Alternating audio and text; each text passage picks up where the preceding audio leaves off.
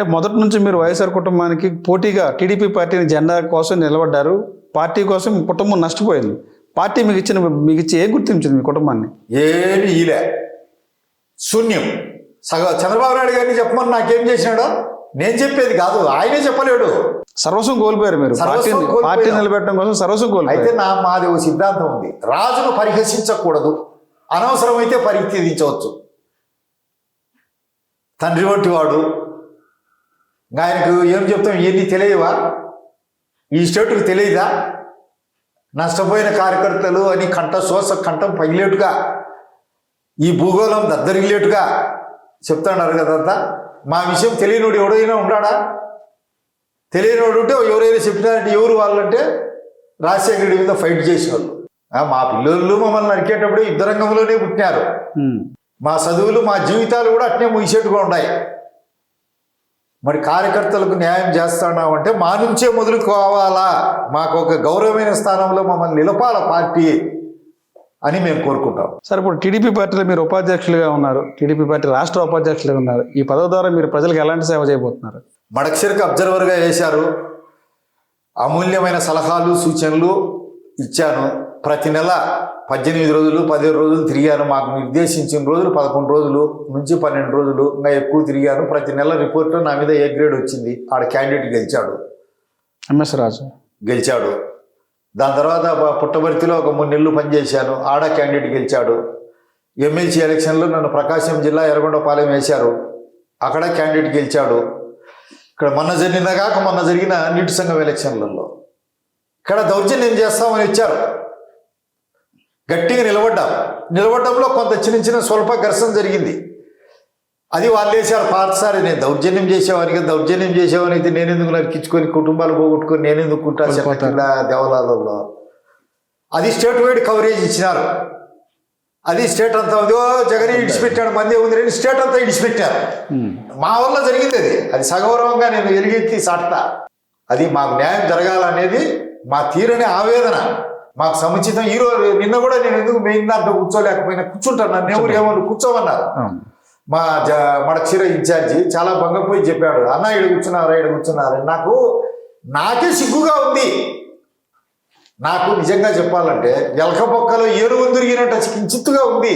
పార్టీకి అంత నష్టపోయి కనీసం పట్టించుకునే పరిస్థితి లేదు. నేనేం తక్కువ నేపథ్యం నుంచి వచ్చిన కాదండి. సరే, ఈ మధ్యకాలంలో మీరు ఏమైనా లోకేష్ గారిని కలిసారా? నిరంతరాయంగా కలుస్తూనే ఉన్నాము. మరి పార్టీ కష్టపడినటువంటి ప్రతి వ్యక్తిని పార్టీ గుర్తిస్తుంది అని చెప్పి అన్నారు. అధికారం వచ్చిన తర్వాత ప్రతి వ్యక్తికి న్యాయం చేస్తా ఉన్నారు. మీకు ఎలాంటి న్యాయం చేశారు? దాదాపు 1 year అవుతుంది, ఇప్పటికే రెండు రాలేదేమో, 30 సంవత్సరాలు చాలదేమో, ఇంకా ఒక 30 సంవత్సరాలు కావాలేమో నాకు న్యాయం జరిగితే. అంతవరకు మేము బయట నామినేట్ పోస్టులు కూడా 2 లిస్టులు కూడా అయిపోయింది, 3 లిస్టులు కూడా అయిపోయింది. కానీ 3 లిస్టులు కూడా మీ పేరు ప్రస్తావన లేదు. కనుచూపు మేర కాగడా వేసి వెతికినా కనపలేదు. గన్మెన్లు లేరండి మాకు. మేమే కొత్తగా గన్మెన్లు అడగడంలే. 12 సంవత్సరాలు నాకున్నారు 2+2. ఆయన చీటియే. మా తమ్మునికి శేషారెడ్డికి ఉన్నారు 1+1. ఇప్పటికి లేరు మాకు గన్మెన్లకు పిటిషన్ ఇచ్చాను. తక్కువ నేపథ్యం నుంచి రాలేను నేను ఇంటర్లో first year union secretary, second year union chairman, BT college, ప్రఖ్యాతిగాంచిన కాలేజ్ బీటీ కాలేజ్ అంటే అడ్మిషన్ పెట్టింది రవీంద్రనాథ్ ఠాగూర్. ఆ జనగణ మనకు అక్కడనే ట్యూన్ కట్టింది. BT school students Tarimela Nagireddy, Neelam Sanjeev Reddy. BT college students ఎవరు? పెండేగంటి వెంకట సుబ్బయ్య, విజయభాస్కర్ రెడ్డి. నేను గెలిచిన దానికి 1 ఓటుతో విజయభాస్కర్ రెడ్డి బీటీ కాలేజ్ చైర్మన్గా ఓడిపోయాడు. ఎస్కే యూనివర్సిటీలో యూనియన్ సెక్రటరీ నేను. మీ మీద ఓటు. లా కాలేజీలో లా చైర్మన్ నేను. లా చేసేటప్పుడు MLL చదువుకున్నాను. అనేక విద్యార్థి ఉద్యమాల నుంచి వచ్చాను. రాయలసీమ ఉద్యమంలో పాల్గొన్నాను. మెడమ దిప్పని తెలుగుదేశం పార్టీ యోధుని. నికార్సైన కార్యకర్త. ఎవరో చెప్పమని నేను అవతలతో సంబంధాలు పెట్టుకుంటా అని. నేను ఉంటే తెలుగుదేశంలో, లేకుంటే నా ఇంటికాడ చెట్టు కింద కూర్చోాలి. మిగతా వాళ్ళకి ఆప్షన్ ఉంది. వైసీపీ పోతారు, కాంగ్రెస్ పోతారు, బీజేపీ పోతారు. నేను ఎక్కడ పోవాలా? ఇక్కడే ఉండాలా? నా ముందరనే ఇప్పుడు ఎదిగిపోతున్నారంతా. మేము అట్లే ఉన్నాం. ఇండియన్ కమ్యూనిస్ట్ మాదిరి, పుట్టేవారికి పెద్ద, పెరిగేవారికి చిన్న, మరుగుజ్జుల మాదిరే కనపడుతున్నాం. మరి మేము ఎందుకు అట్లా కనపడుతున్నామో గుర్తించాల్సింది ఆయన. ముఖ్యంగా ఆయన మీద కోపం కదా, ఆవేదన. ఒక కొడుకు తండ్రి మీద పడతాడు. అందరికీ అన్నీ ఇచ్చాంటాడు. నిన్న మొన్న వచ్చినోడికి కూడా ఇదో అని ఇట్టిచ్చాడు, అట్లాంటి వచ్చినోడికి ఇచ్చాడు, ఇది ఇచ్చాడు. కొడుకు నాన్ని ఎదిరిస్తూ ఉన్నాడు, నువ్వు వచ్చేప్పుడు మళ్ళీ కలుగుతామంటే ఎట్టుంటుందండి? అవును. ఆ ఆవేదన తండ్రి మీద తిరగబడతాడా లేదా? ధర్మం ఉందా లేదా దీంట్లో? ధర్మాగ్రహమే కానీ వేరే ఏమన్నా వేరే ఏం కాదు. కడప జిల్లా అభివృద్ధిలో భవిష్యత్తులో టీడీపీ పార్టీ రోల్ ఎలా ఉండబోతుంది జిల్లా అభివృద్ధిలో? కన్నీ విని ఎరుగని రీతిలో చాలా గొప్ప పాత్ర వహిస్తారు. మాకు చంద్రబాబు నాయుడు అందించినటువంటి మహత్తరమైనటువంటి కానుక 2024 ఎన్నికల తర్వాత ఏమంటే పెమ్మసాని చంద్రశేఖర్. చంద్రబాబు నాయుడికి ఆ విషయం ఏమై ఎప్పటికీ మేమంతా కడప జిల్లా ప్రజలమంతా కృతజ్ఞులమే. ఎందుకంటే పెమ్మసాని వారు గండికోట పరిపాలకులు. జమలమూడ దగ్గర 3 దశాబ్దాలు కాదు 300 సంవత్సరాలు కడప జిల్లా జీవితాన్నే కాకుండా విజయనగర సామ్రాజ్య పరిపాలనా కాలంలో ఉండేటువంటి నేలనంతా ఉర్రూతలుగించినారు పెమ్మసాని వంశం.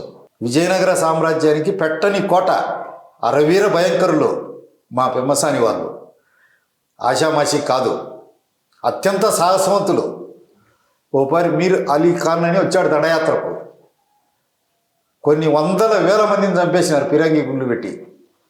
పైనుంచే మీరు గుత్తికోట ఇస్తాం, మీకు గుత్తికోటకు పోదురాండి అని చెప్పి దగ్గరికి వచ్చినాక మీకు అనుమతి కోట ఇచ్చాము అంటే, నీ అనుమతి కోట వద్దు, నీ వద్దు, నువ్వు మోసం చేసినావు, మాట తప్పినావు అని వచ్చేసినారు. అంతా తిమ్మానాయుడు, పెద్ద తిమ్మానాయుడు, చిన్న తిమ్మానాయుడు, వారి కుమారుడు రామలింగ నాయుడు, వీళ్ళంతా కమ్మప్రభువులు యశో విరాజితులై వర్ధిల్లినారు.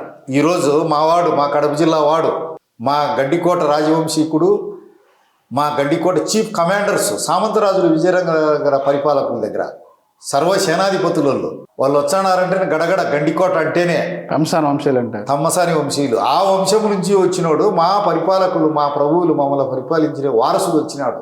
మాకు నిజంగా మా గండికోట రాజులు వచ్చినట్లే ఈరోజు ఉంది. కేంద్ర మంత్రి ఇచ్చినాడు చంద్రబాబు నాయుడు. అంతకంటే మా కడప జిల్లాకి ఏం చేయాలి? కడప జిల్లాలో ఇదే ఫస్ట్ కేంద్ర మంత్రి రావడం. ఇంతకుముందు వచ్చింది రాయపేట ఏరియాలో పోతరాజు పార్థసారథి ఇందిరాగాంధీ గవర్నమెంట్లో మంత్రిగా ఉన్నాడు, మన్మోహన్ సింగ్ గవర్నమెంట్లో సాయి ప్రతాప్ మంత్రిగా ఉన్నాడు. అదంతా రాజంపేటకు చెందుతుంది. ఈ కడప జిల్లాకు చెందిన కీర్తి ప్రతిష్టలన్నీ మా పెమ్మసాని ఉన్నాడు.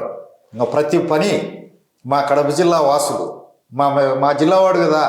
పెమ్మసాని గుంటూరు ఎంపీ కదా, ఇక్కడ నుంచి షెల్టర్ అయిపోయినారు. ఈ సామ్రాజ్యం కుప్పగూలిపోలే, మైగ్రేట్ వీళ్ళు వైరాగ్యం చెంది మోసం చేశారని వదిలిపోయినాక ఈ నుంచి పోయినారు బతుకు తెరువు కోసం పోయి. గంటలు అప్పటికి ఇప్పటికీ చూడలే మీరు ఎంత అద్భుతంగా మాట్లాడతాడు.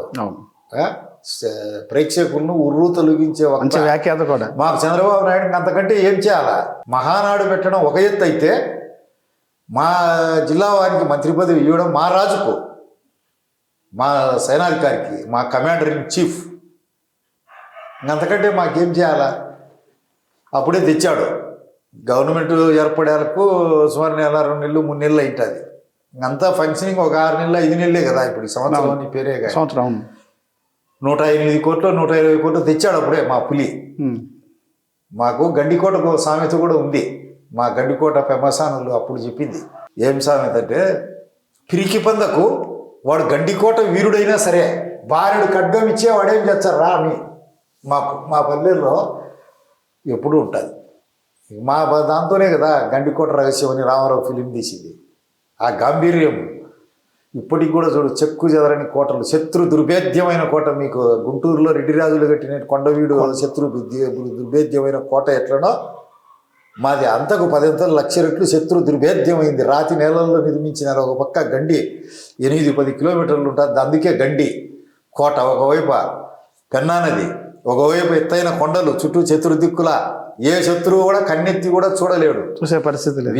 అతిశయోక్తిగా మీరు అనుకోవచ్చు, మీరు ఎక్కువ డబ్బా కొట్టుకుంటున్నారని. విజయనగర సామ్రాజ్యానికి గండి కోట గుండెకాయ. విజయనగర సామ్రాజ్యం శరీరం అయితే ఇది మనస్సు.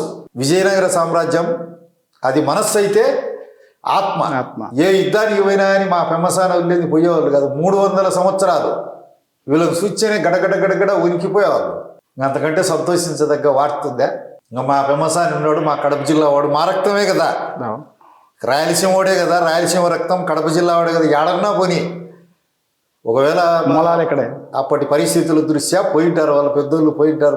మావాడిని మాకు తీసుకొచ్చినారంటే చంద్రబాబు నాయుడు కృతజ్ఞతలు చెప్పాలన్నా లేదా? అదే పెమ్మసాని వంశీయులు 300 సంవత్సరాలు పరిపాలించి ఆ తెనాలి, అక్కడ ఆంధ్రాలో, గుంటూరు అన్ని ప్రాంతాల్లో ఉన్నారు అక్కడ. మరి ఏ ఒక్కరు నెహ్రూ కాలం నుంచి ఎవరు గుర్తించలేదే? మరి రాజశేఖర రెడ్డి ఎందుకు గుర్తించలే? చెన్నారెడ్డి ఎందుకు గుర్తించలే? విజయభాస్కర్ రెడ్డి ఎందుకు గుర్తించలే? ఇందిరాగాంధీ తర్వాత వచ్చినారు కదా పివి నరసింహరావు, వీళ్ళంతా ఈయనే కదా గుర్తించింది. మరి ఇదే ప్రతిపక్షం కడప జిల్లాకి ఎన్ని సీట్లు ఇచ్చిన ప్రజలకి కనీసం ఒక మంత్రి పదవి ఇవ్వలేదని చెప్పి వైసీపీ చెప్పుద్ది. మీరేం గుంటూరు ఎంపీకి మా మూలాలు ఇక్కడ ఉన్నటువంటి ఎంపీకి కేంద్ర స్థాయిలో పదవి ఇచ్చారని మీరు చెప్తారు. అది చిన్న విషయము. మంత్రివర్గ పునర్నిర్మాణం అది సీఎం గారి ఇష్టం. అది ఒక్కోసారి ఈక్వేషన్లలో లేటు పట్టచ్చు. మా గడ్డికోట ప్రభువుకే కేంద్ర మంత్రి ఇచ్చే ఎన్ని ఏది స్టేట్ గవర్నమెంట్లో